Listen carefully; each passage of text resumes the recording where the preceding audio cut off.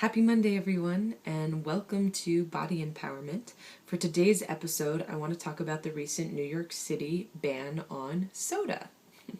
This past Thursday, September 13th, the New York City Board of Health approved a ban on soda that would exist in street carts, restaurants, movie theaters, stadiums, and it would ban selling soda beyond the 16-ounce size.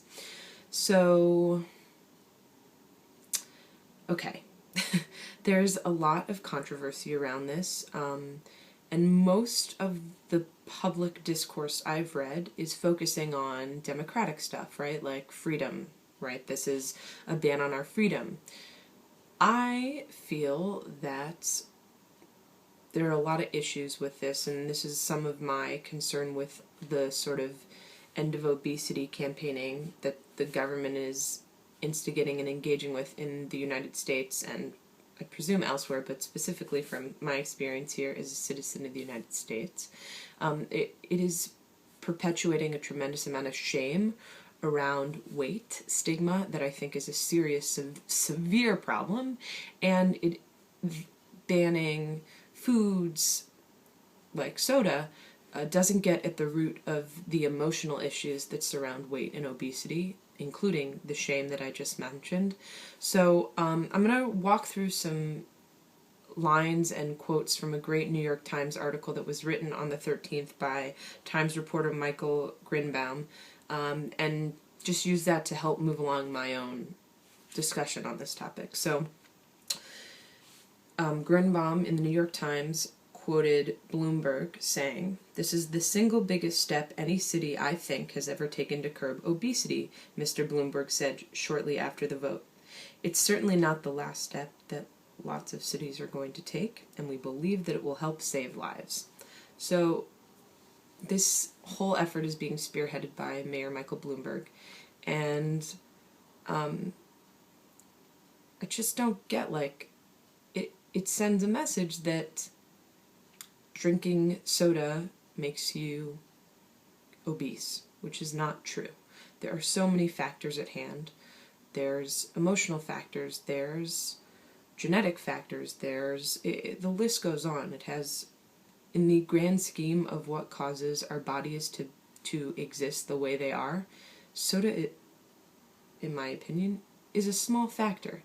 Yeah, there are people that stop drinking soda and lose weight. Okay, fine.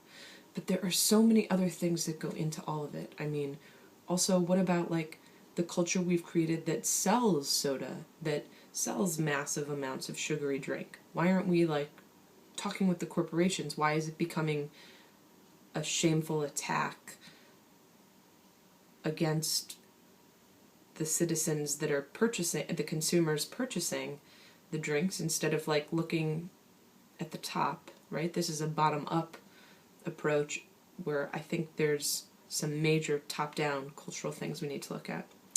Another paragraph in Grinbaum's article in the New York Times: "Curbing obesity has been the latest goal of the mayor, who has been concerned about high rates of diabetes and weight-related health issues.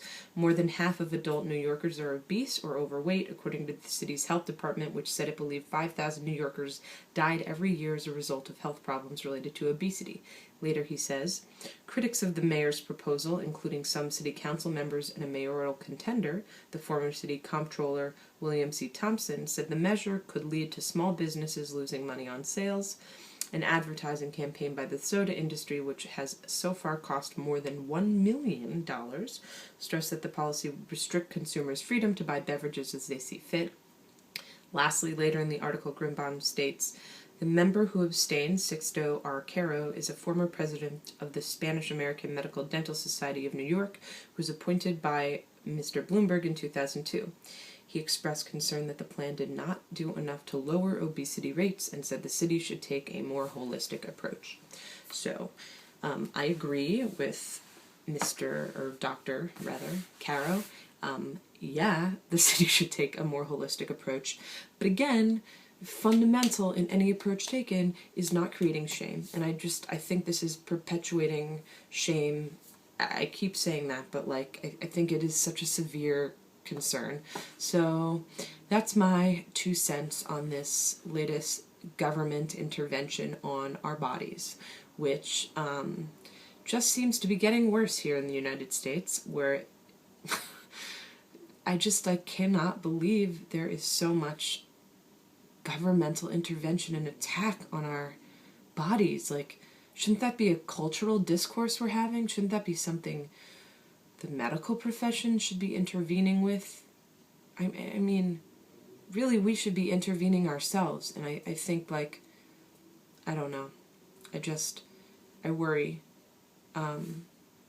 if a ban like this passes, what happens to other potential laws on how, right, what control we have over our bodies. So that's my 2 cents. I really welcome and look forward to hearing anyone else's thoughts on this. This is the first approval for a law ban like this in the United States, so I'm really curious to hear what people's thoughts are, both in New York and outside, and in other countries. But again, like, if this is a controversial, problematic approach, what's the alternative? I'm also curious to hear what people think about that.